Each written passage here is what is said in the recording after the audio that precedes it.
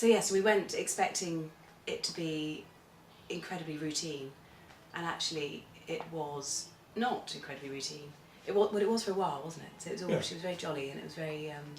all the main measurements were fine. It was very...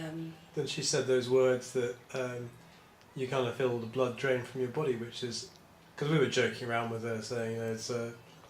she's lovely, just really joking lovely. around. And she held my hand and it all went quiet. Yeah, she says, I've got to burst your bubble.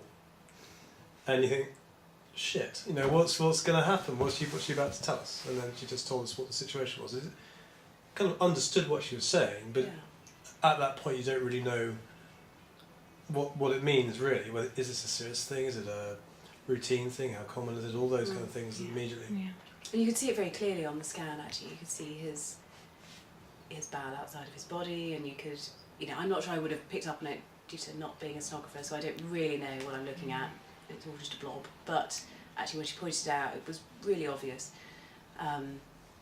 So his was out kind of from the get-go. And obviously I'd never heard of the condition before. I had never experienced anyone who had it, who had talked about it, despite having had 2 children before and subsequently knowing quite a lot of people who'd had children. Just never come across it at all. No.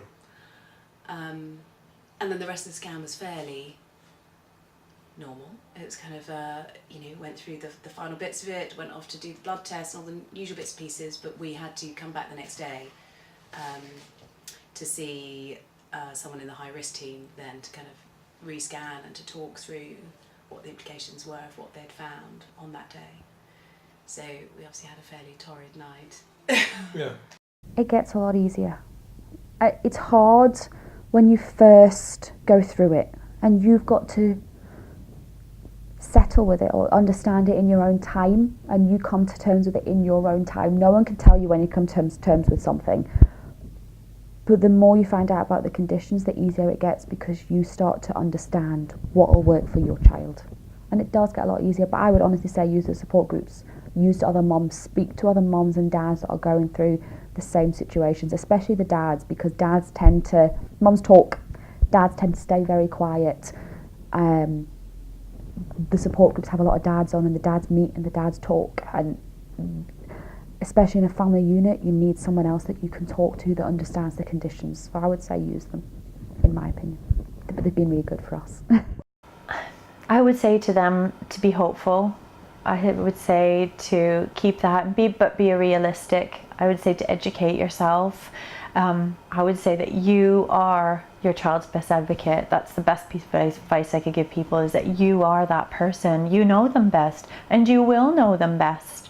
You'll get to know them on a different level. You know, you may not be able to hold them every day, but you will know your child and be there for them in the ways that you can be there for them. So for me, if that was pumping, or if that was sitting and reading a story or singing to her at Christmas time, you can be there. You can be there in ways that you may not have imagined or may not have dreamed you would. And I think that was one of the things. I'd read a little poem before I had her, and it was about something along the lines of, this is not the path that you would have chosen, but it's the path that you were given, and to make the most of it. And I think that's it. Yeah, and then I can't remember whether it was then and there, or that I know that we'd sat down, having understood what it was, and written out the most enormous list of questions, and I don't know if it was at that appointment or a subsequent appointment, but we took the list of questions in and went through them with the consultant, and actually again that was another thing that he very patiently sat and went through every single one of those questions, however stupid they were. You know, even how many times he'd heard them, no doubt. And it didn't... He wasn't phased, he wasn't awkward, he was just, no, that's okay, let's do it. And even to, you know, we had questions in there that were kind of, does he even have to have the surgery? Is there another option? Yeah, you know, can we wait? Can we wait until he's older? You know, we've got him this far now. You know, is it of any benefit for him to be bigger and stronger? And, you know, and all these kind of things. And I think we even had survival rates. Yeah. Is there a risk of death with surgery? You know, it's not something you want to sit back. I think we sat down and we said, you know, we have to be prepared. We've got to sit down now. Yeah, we need to understand the position. And actually his his honesty and how forthright he was with us in a very professional, very calm manner was really Spot on. yeah.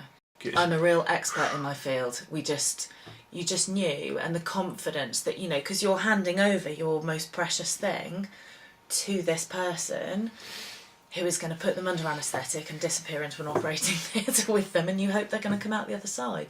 That there's an end, and to try not to let your mind run away with you, because there's no point worrying about something that hasn't happened yet. It might be a potential, but until it happens, don't fester on it and worry about it. Wait until it does happen, and if it does, then you deal with it when it does. It's the only thing, I think. If you let your mind run away with you, there's nothing you can do about it anyway, and you're going to end up at the same point. So just to try and stay really calm, and sometimes it might just be a deal with each hour at a time. And if you get past that first hour, you get into the next, and then before you know it, it's the next day, so you're a day down. I think that's the only thing really, and it won't last forever.